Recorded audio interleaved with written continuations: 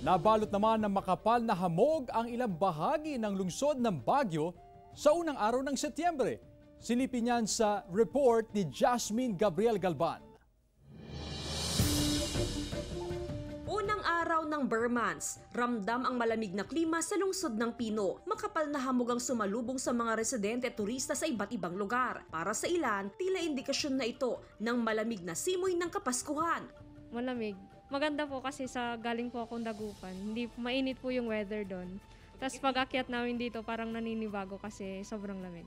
Sa ngayon, nasa 16 hanggang 17 degrees Celsius ang temperatura sa lungsod ng Baguio, pero pagsapit ng Nobyembre, asahan ang unti-unting pagbaba ng temperatura sa syudad. Ayon sa Pag-asa, asahan pang mararanasang makapal na hamog hanggang sa mga susunod na araw, pero tila malabo pa raw ang pagbaba ng temperatura ngayong Setyembre. Sa ngayon, talagang asahan natin dahil mayroon tayong mga yung mga may breeze, may mga hangin tayong nakuha na binibigay ng Southwest Monsoon, kaya naipon-ipon yung mga fog natin diyan sa especially dito mountain ridge Pagsapit ng Nobyembre hanggang Desyembre, unti-unti nang bababa ang temperatura at tiyak mapapasabing #Christmas is in the air na. Mula sa Baguio City, kasama si Daryl Peralta, Jasmine Gabriel Galban, One North Central Luzon.